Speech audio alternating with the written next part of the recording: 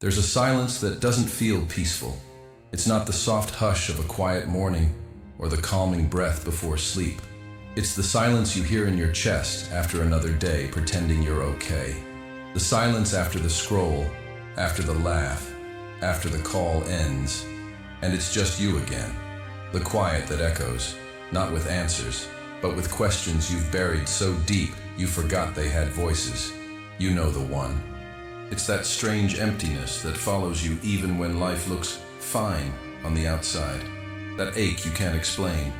That invisible weight no one sees. Because you've learned how to carry it without making a sound. Maybe you've searched everywhere but still feel lost. Maybe you've achieved things but feel like nothing ever truly lands. Maybe you've been strong for so long that you don't even remember what it's like to not be performing strength. People tell you to think positive, to move on, to stay busy. But what if the silence inside you isn't a problem to fix, but a voice trying to be heard? What if the ache you feel is sacred? See, we're taught to run from silence, to fill it, to mask it, to drown it in noise and motion. But silence doesn't lie. It doesn't flatter or distract. It doesn't care who you're trying to be. It shows you who you are, and that can be terrifying. Because in silence, there's nothing to hide behind. No roles, no masks, no filters, just the raw, beating truth of your unmet self. But here's the question that begins everything. What if the silence you ignore holds the answer you've been begging life to give you? Not the answer that pleases others, not the one that sounds smart or spiritual or perfect, but the answer that feels like home, the one that doesn't explain you, it reveals you. And to hear it, you don't need to be better. You don't need to be healed. You just need to be still long enough to listen. Because maybe, just maybe, the version of you that shows up in silence is the one you've been searching for all along. We are masters of noise, not just the kind you hear, but the kind you live. The endless to-do lists, the constant self-improvement, the curated smiles and digital achievements, all of it, a beautifully disguised form of running. Because silence doesn't just mean quiet, it means confrontation. And most of us are terrified of what might rise in that stillness. So we build temples out of distraction. We wake up and immediately reach for something, anything, to remind us who we're supposed to be. A screen, a plan, a role. We slip into the costume of I've got this, even when we feel like we're unraveling inside. It's not that we're fake. It's that we've been taught to survive by performing. We perform certainty when we're crumbling. We perform success when we're starving for meaning. We perform connection in rooms where we feel utterly alone. And slowly, so slowly, we forget the sound of our own soul. This is the invisible prison, the one made not of walls but of noise. The constant doing, the constant proving, the constant becoming. You were not born this way. You learned to be this way. Because somewhere along the way, the world told you that who you are in silence was not enough. And so you started building a self that would be accepted, layer by layer, praise by praise, mask by mask. Until now, you don't even know who you are without all of it. It's like living inside a mirror maze, every reflection shaped by expectation, every step forward another performance. But deep inside you, there's still a faint echo of something real, a whisper that doesn't play by the rules, a part of you that isn't interested in being someone. It just wants to be.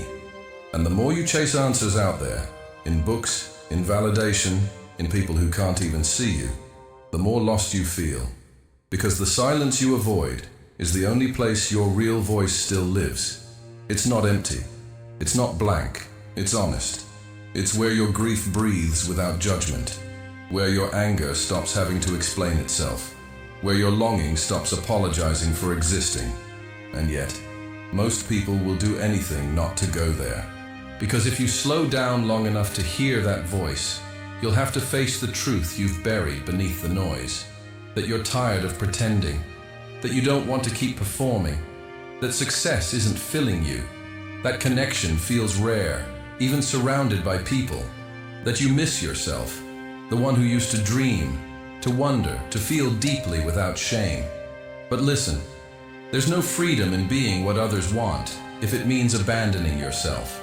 There's no peace in always having to be on. There's no joy in being everything to everyone, and no one to you.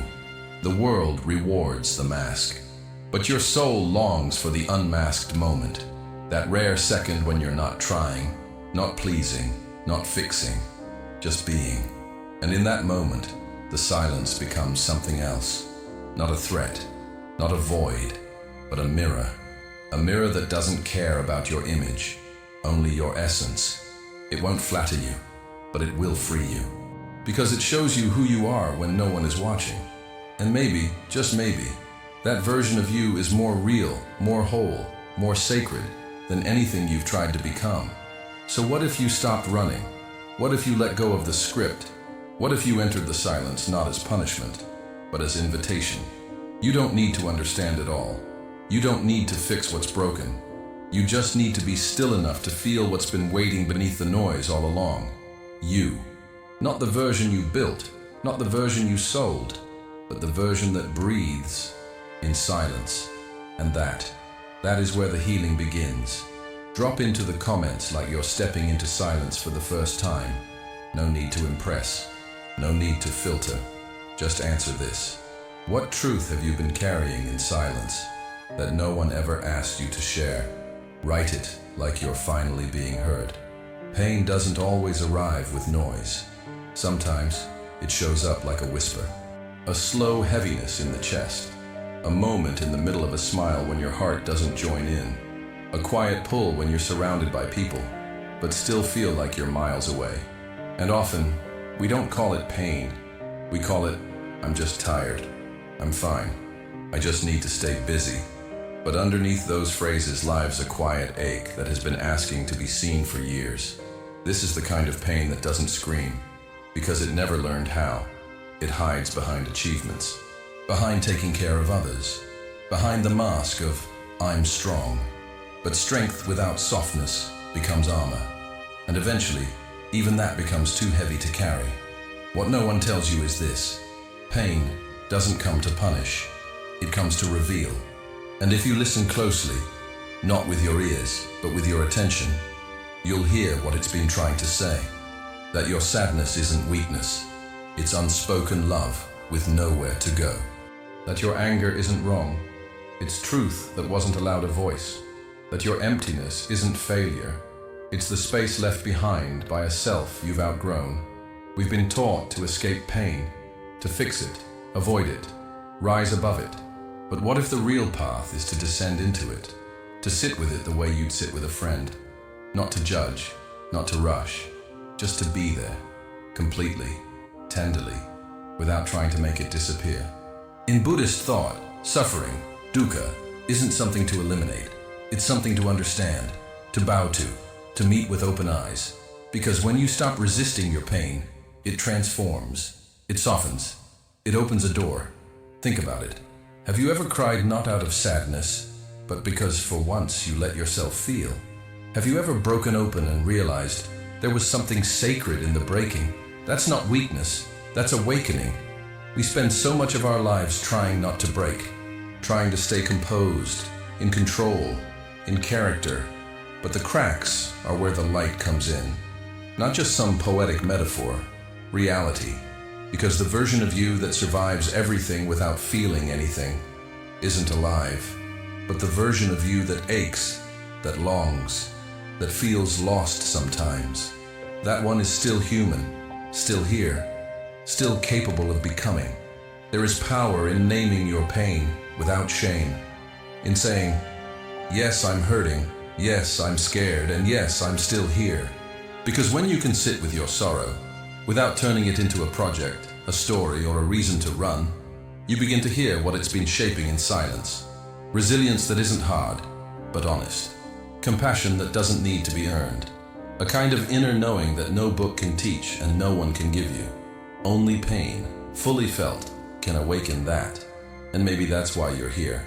Not to be perfect, not to be constantly happy, but to become someone who doesn't need to fear the depths anymore. To trust that you can enter the silence, the ache, the emptiness, and still find something of value inside. Not something you have to add, but something you've been carrying all along, waiting to be uncovered. So the next time the pain returns, not like a wave, but like a whisper, don't turn away. Sit with it, breathe into it, ask it, what are you trying to show me? Because sometimes the most sacred truths don't shout. They wait, in silence, in sorrow, in the soft spaces we've been taught to avoid. And maybe the real healing isn't about escaping the pain, but finally letting it speak. Letting go isn't giving up. It's not resignation. It's not detachment from life. It's not saying, I don't care anymore. It's finally saying, I don't need to carry this to be whole. There is a profound difference between pushing something away and releasing it with presence. Most of us hold on, not because we want to, but because we're afraid of who we'll be without the things we've clung to for so long. The roles, the narratives, the guilt, even the pain, because it became part of our identity. But what if letting go isn't about losing something? It's about returning to the part of you that exists beneath the striving, the part that doesn't need to prove, to perform, to explain. Imagine standing in a river. The current moves whether you resist it or not. Holding on is like grabbing rocks on the riverbed, hoping it'll make the water stop. But the more you cling, the more exhausted you become. Letting go isn't being swept away. It's learning to float, to move with life, not against it, to release the need for control and instead find trust. This is not weakness. This is not passivity.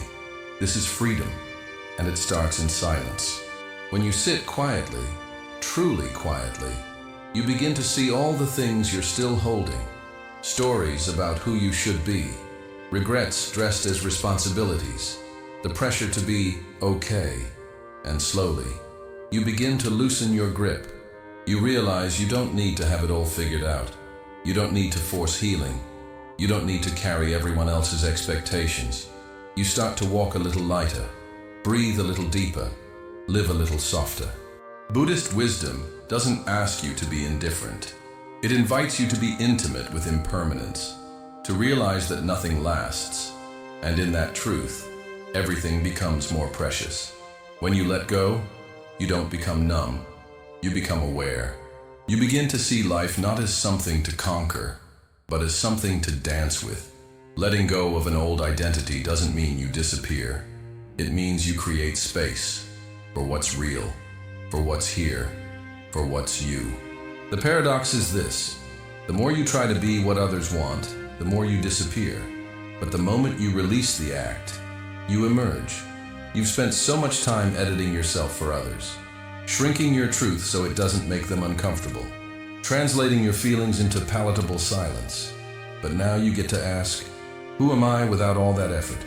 Who am I when I don't need to be useful, impressive, or agreeable? Letting go is not a rejection of life. It's a surrender to it. Like loosening a fist that's been clenched for years. Like opening a window in a house that forgot what fresh air felt like.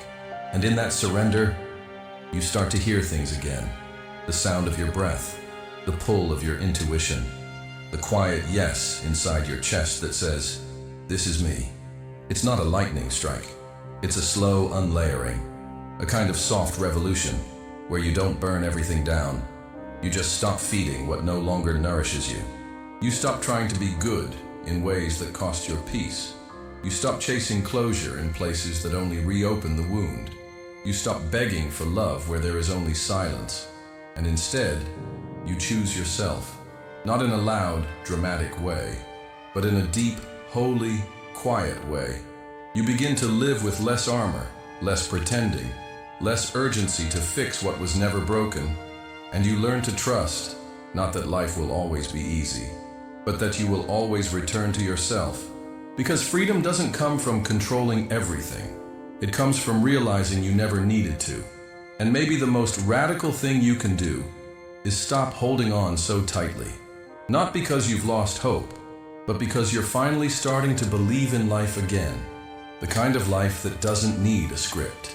The kind of peace that doesn't ask you to be perfect. The kind of you that only appears when the noise fades. So let the noise fade. Let the story soften. Let the version of you that has held everything for everyone Finally rest, float, and trust that whatever remains is more than enough. There's a moment in the quiet when something shifts. It's not loud. It doesn't arrive with certainty or clarity. It's just a pause, where the weight you've been carrying suddenly feels less urgent to explain. No dramatic breakthrough, no epiphany wrapped in gold, just stillness. And in that stillness, something true begins to breathe again. You stop waiting to be rescued by answers. You stop rehearsing the right thing to become. You stop needing the next step to feel safe. And instead, you begin to listen, not for signs, not for validation, but for life itself, in its raw, unpolished presence. The Buddhist path doesn't promise you'll be rid of suffering. It doesn't offer escape. It offers intimacy with your breath, with your sorrow, with the mundane, miraculous truth of being alive, right now, in this body, in this fragile moment. You begin to see that healing doesn't always look like feeling better. Sometimes it just means feeling fully, without flinching, without fleeing, just letting the moment be. This is the silence that heals, not because it gives you all the answers, but because it gives you yourself, whole, unedited, unfinished, and completely worthy of love. There's a kind of freedom that can't be found in words. It lives in the exhale after surrender, in the release of needing to be anything more than what you are. You begin to taste life again, not as a goal, but as a texture, the warmth of tea on your tongue, the sound of wind through trees, the ache in your chest that doesn't need to be solved. You stop fighting reality, and you start meeting it. This doesn't mean you become passive. It means you become present. Present enough to notice when your body tightens. Present enough to hear the stories in your head and not mistake them for truth. Present enough to choose compassion over performance. And that changes everything. Not instantly, but deeply. Because presence is not just awareness, it's acceptance. It's the quiet courage to say, this is what's here, and I will stay with it. Even when it hurts, even when it confuses you, even when it doesn't match the version of healing you imagined. And in that staying, something blooms. A softness, a clarity, a grounded kind of love. The kind that doesn't need to declare itself. It just is. And so you start living differently. Not because someone told you to, but because silence has rearranged your insides. You move with more gentleness. You speak with more honesty. You reach for less, but feel more fulfilled. You no longer chase light. You become a witness to it, wherever it flickers, even in the darkest rooms. You realize that maybe you were never broken. Maybe you were just waiting for yourself to stop running, to stop performing, to stop clinging to what you thought healing was supposed to look like. And now, in the stillness, you hear it. The answer you begged life to give you. It wasn't in the next book, or the next person, or the next version of better. It was here, in the silence you kept ignoring. Soft, subtle, steady. And it says, you're not too much. You're not behind. You're not lost. You're already home. Let that land. Let it echo in your bones. Let it wrap around the parts of you that still feel like they're fighting for space. And maybe, let this be the moment you stop. Not to quit, but to return. To breathe. To weep. To stand in front of your own life without flinching. Because the silence you feared wasn't empty. It was full of the voice you forgot was yours. And now, it's calling you back. So stop, close your eyes, and ask yourself, what if everything you've been chasing was waiting for you to stop running? What if the answer isn't ahead of you, but already within you, whispered in the quiet you've spent a lifetime avoiding? What if right now is enough?